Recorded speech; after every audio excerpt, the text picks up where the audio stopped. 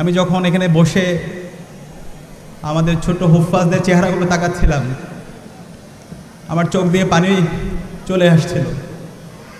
আমি যখন তাদের তেলাওয়াত শুনছিলাম, আমার হৃদয়ের মধ্যে স্পন্দিত হচ্ছিল। বিগত 16 বছরে আমরা যারা ক্যাম্পাসে ছিলাম, শুধুমাত্র কোরআন পড়ার কারণে, নামাজ পড়ার কারণে আমাদের হাজার হাজার শিক্ষার্থীদেরকে নির্যাতন করা হয়েছে, নিষ্পেষণ করা হয়েছে।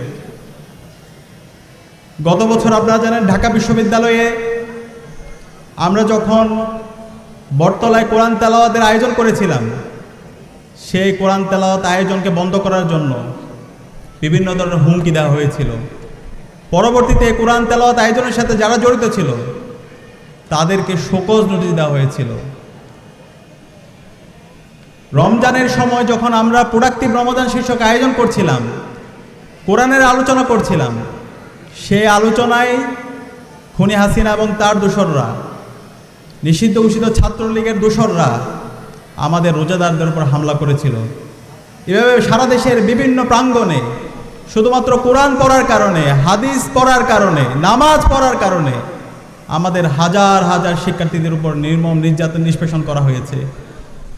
আজকে জুলাই বিপ্লবের মাধ্যমে এদেশের মুসলমানরা আজাদি পেয়েছে। আজকে আমরা স্বাধীনভাবে কথা বলতে পারছি।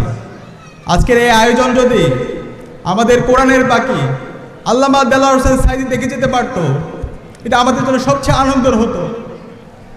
সেই 13 সালে 14 সালে আমার মনে পড়ে আমরা সবাই রাস্তায় নেমেছিলাম আমাদের কোরআনের বাকি আল্লামা দেলোয়ার হোসেন সাঈদীকে আমরা মুক্ত করব।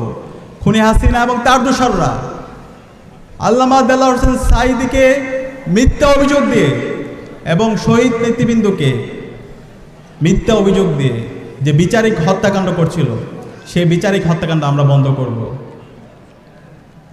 আল্লাহ তাআলা আমাদেরকে কবুল করে নাই, আমাদের শহীদদেরকে কবুল করেছে, আমাদের নেতৃবৃন্দকে কবুল করেছে।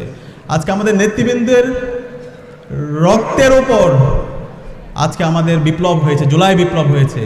আমাদের নেতৃবৃন্দরা আল্লামা দেলোয়ার হোসেন সাঈদী যে আধিপত্যবাদের বিরুদ্ধে, যে আগ্রাসনের বিরুদ্ধে, যে ইনসাফের পক্ষে কথা বলেছিলেন, আজকের পুরো প্রজন্ম সেই ইনসাফের পক্ষে কথা বলছে।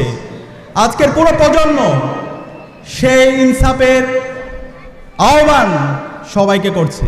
এবং যে জুলাই বিপ্লব হয়েছে, সেই জুলাই বিপ্লবে শহীদ আবু সাঈদ, শহীদ ওয়াসিম, শহীদ শান্ত, শহীদ আলী রায়হান, সকল শহীদরা আমাদের শহীদ নেতৃবৃন্দ যে আকাঙ্ক্ষা লালন করত, যে রাস্তা দেখিয়ে গিয়েছে, সেই রাস্তার উপর